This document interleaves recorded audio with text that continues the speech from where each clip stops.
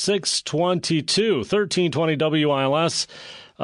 Big news, well, for both Donald Trump and Ted Cruz. Today, Donald Trump's presidential campaign manager, Corey Lewandowski, charged with battery. Let's talk about how this might affect things for him. We're joined by Debbie Georgatos, political strategist. Find her at ladiescanwetalk.org. Debbie, great to have you here.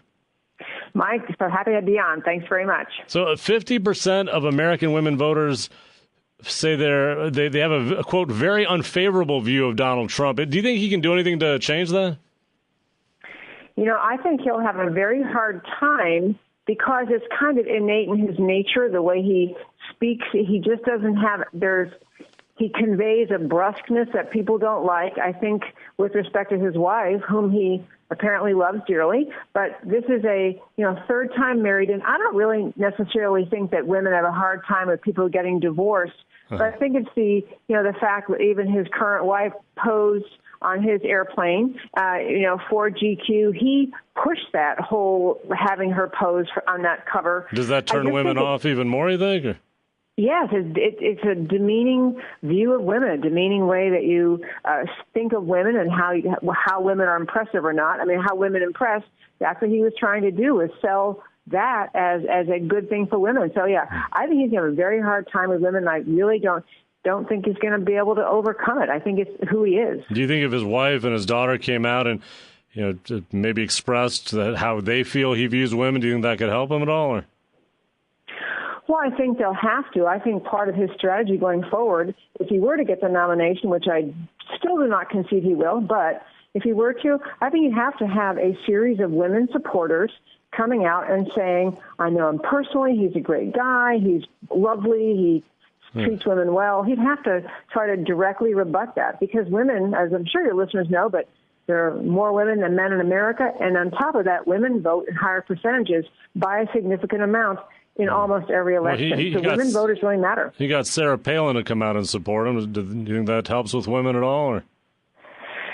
I think it helps with a lot of the Tea Party crowd, and that is some segment. But, it's kind of funny. It's the oddest election cycle, but I think that people's visceral reaction to liking Donald Trump or not, if you find his manner abrasive or just offensive in some way, I don't think Sarah Palin helped turn people around. But she certainly does really stir up a lot of the Tea Party segment of the GOP primary base. Is it just a style, it sounds like? Do you think he's a chauvinist of some kind yourself? Or?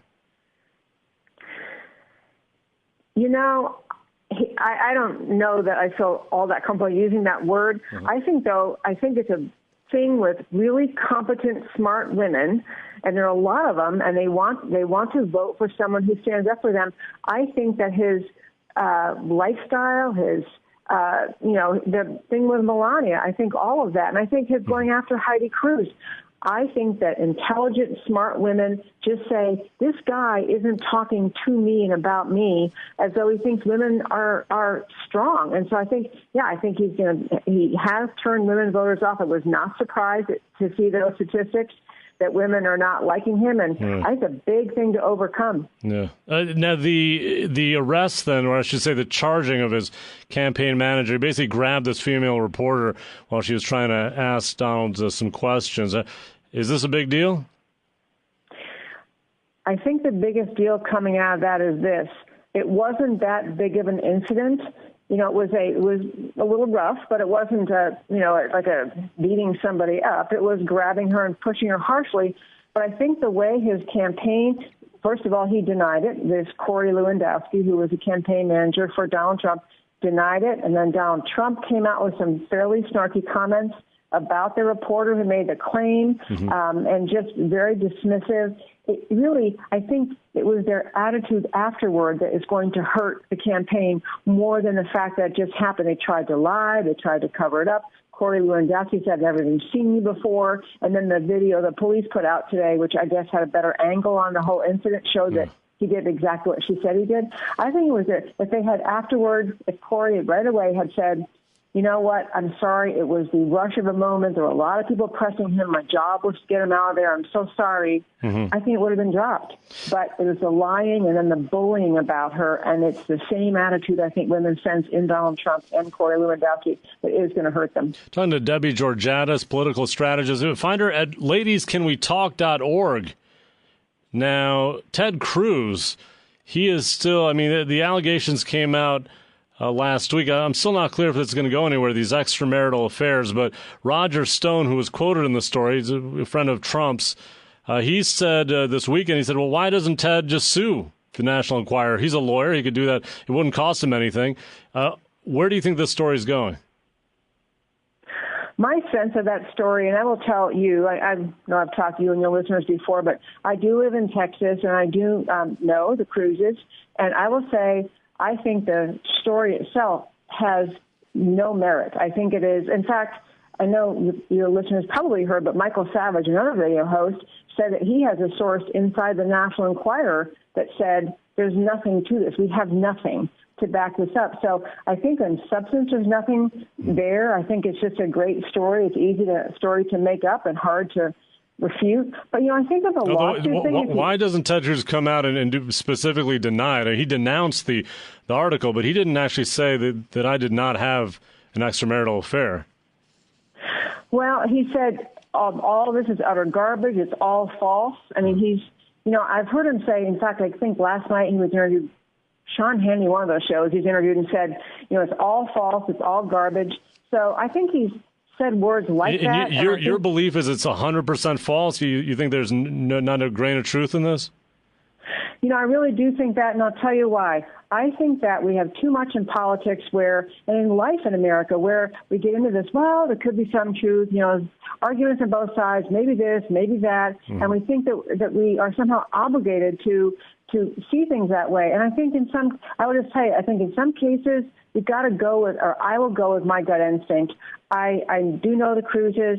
Ted adores Heidi. It's evident when they are together. And I think it's just not that kind of guy. And I understand it can sound personal or subjective or defensive of him, but I don't want to give into the notion that just because an accusation is made, everyone has to agree, well, it could be true. I just don't see it. But if it is true, why doesn't he sue the National Enquirer, do you think? I think because litigation in the news, it causes more news stories. It'll just stay in the headlines day after day, every development in the case. It keeps it in the news cycle, and I wouldn't do that. I would just dismiss it. I would just try to stop talking about it, and I love my wife. I've always been loyal, and on to whatever the issue of the day is. Now, I wish it was. Yeah, I'm curious though, because Donald Trump said he was going to spill the beans, but basically that was about this issue of her having Roger Stone called it a mental breakdown. He said the fact that she was found by the local police wandering and disoriented, and she was deemed to be a threat to herself. What do you make of that incident yourself? I think she had, and this has been on the public knowledge and public record for years, but she had a period of time when she left a very high power, high pressure job and come back to Texas, and she had I don't know what word you'd call it. I think that it was labeled depression, but just kind of a big life adjustment, small meltdown, which I will say, I think a lot of women who've had high power jobs and then they're home with the kids day after day. I don't know, everyone has that degree of reaction, but she had a minor upsetting episode that was years ago, and she's worked through it, and it's been in the public arena for all this time. So I don't think he's denying that. Tell me this, Debbie, do you feel the dynamics in the race are changing in any way right now? Oh, I really do. I'm so glad you asked that question because I was hoping to get to it. I really sense a shift in the wind. I think that people are starting to see Donald Trump. They don't like it. They can see he's behind this story, the National Enquirer. They can see he's trying to deny it, but, all the dots have been connected by people. They don't like his taunting of Heidi. And I even think pointing out someone had a minor mental meltdown years ago it's also just harsh and unnecessary. So, the polling is up in Wisconsin. Right. I think that maybe Ted Cruz is starting to make a shift, and especially with the women voters. But he's been calling him Lying Ted for a long time. He went after Rubio. Remember he called out John McCain. Why is this different, what's happening now then?